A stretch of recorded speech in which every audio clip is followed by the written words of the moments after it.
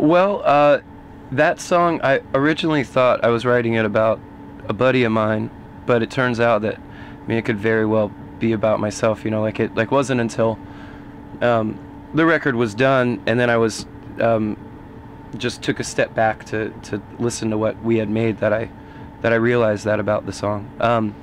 And then, or like, yeah, there's sometimes that in life, you know, to where I guess we feel safe, and other times that are more dangerous. And but I feel pretty good about everything in general.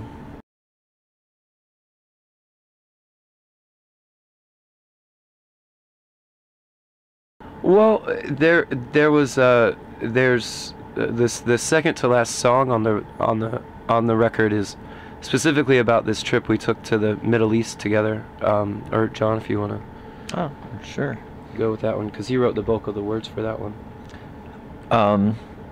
Yeah, so we did this tour in the Middle East where we played shows at military bases, and it was just a really interesting experience, I think, for all of us. It was just an incredibly unique thing, you know, to be playing shows in the middle of a desert in Kuwait as a band, and traveling out through the desert in the middle of nowhere for an hour to get to that place, and just all kinds of once in a lifetime sort of interesting and strange and good and bad things all in the course of like a week or two. So that experience came through pretty quickly into that song, and which was kind of surprising, because a lot of times anything we write about is usually probably like years after the fact, yeah, before we can kind of say anything about it. So that was interesting. It just seemed to come right through right after we had the experience.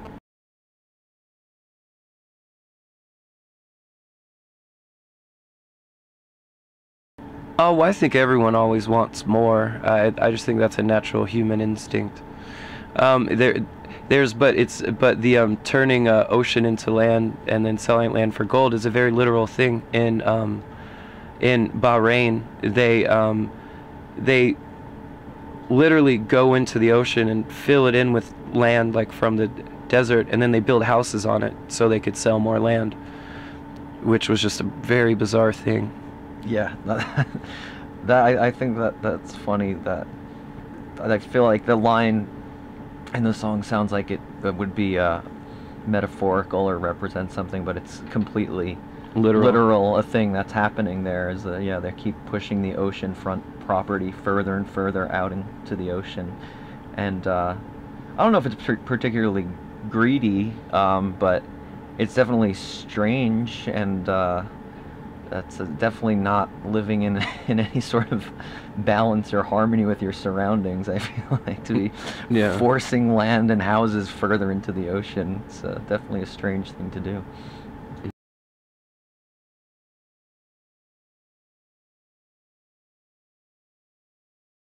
Yeah, well, like, the interesting thing about that song is we had completely different like lyrics and melody for it, and then it wasn't until like 2 days before we went in to record it that I just kind of wrote this long rant, and then John and we switched some stuff around to make it fit into the song, so it was last minute, completely new.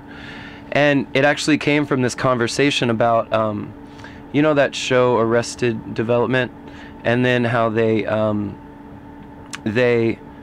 people kept saying on the internet, oh, I wish this show wasn't canceled, I wish they would bring it back.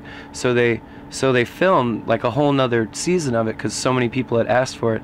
And then then they put it out on Netflix, and before anyone is even getting through the first episode, they're already criticizing it.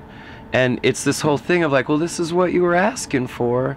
And then it almost becomes like there's just this kind of this, or like on the internet, like I feel that I mean, I feel that relates to what we do, and then just the way to a lot of folks go about it. It's just a place where everyone goes to complain and try to just to try to be heard, and sometimes it's complaining just for the sake of complaining. And then, yeah, I don't know, John, do you? Yeah. Yeah. I think you summed that up very well. So anyway, yeah, so we were having a conversation about how ridiculous it was that there were so many fans of the show and they wanted it back so bad. So then they go and write the show, and then somehow it's still not good enough for all these assholes on the internet. You know, like they don't even like. It's like if they're so opinionated about it, why don't they go make some show? Let's see what they could come up with, because I bet they couldn't come anywhere close to how funny that actually is. Anyways.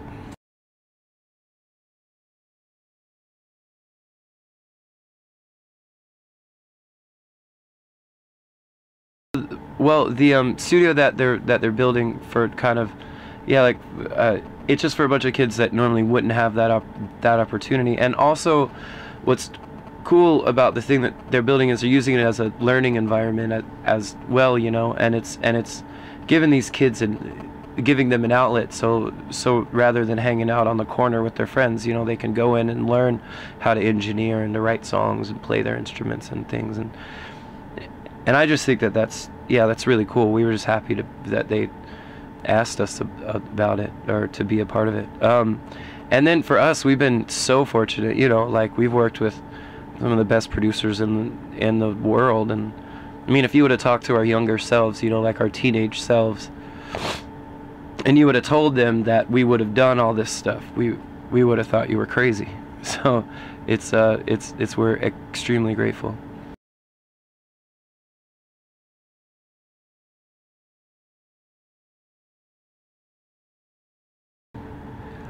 I'd like for them to be able to go to college. I think that would be a cool thing. Yeah, Because I didn't go myself, you know. Yeah, me neither. Yeah.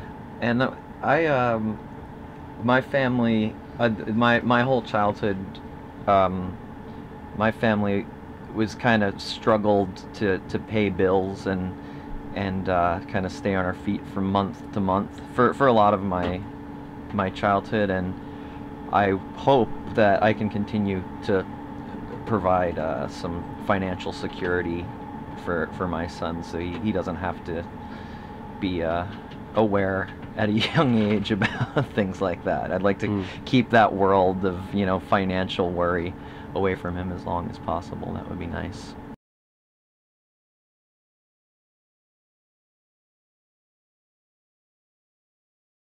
It's like, well, there's a lot of things. I think like it's a little bit like that. I feel there's still a lot that we have to accomplish, you know.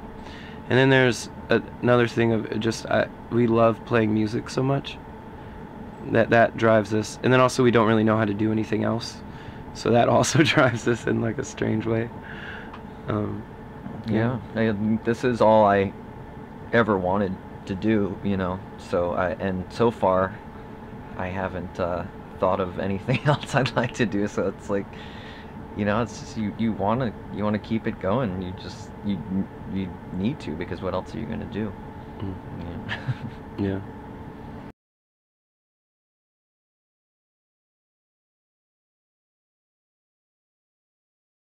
Well, I mean, we flew over here, and then we went to Germany, Amsterdam, France, and now we're back in England. So that's pretty awesome. Like playing our guitars for people, so that's really cool. I mean, pretty YOLO-y. Yeah. It's just funny that Sean used the phrase YOLO. And I like he used it as like kind of a verb. I YOLO'd. I did it, you know.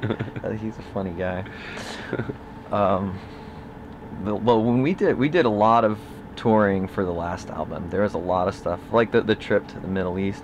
We did a few things. We played on an aircraft carrier. Yeah, which was pretty awesome. Probably one of Sean's YOLOs that he would mention in his tweet. Yeah, that's funny. We got catapulted off that aircraft carrier in a plane. COD plane. Yeah, that was something else. Yeah, I don't know. A lot of things in that year of touring off the self-titled record that pretty unique experiences. Flicker, flicker.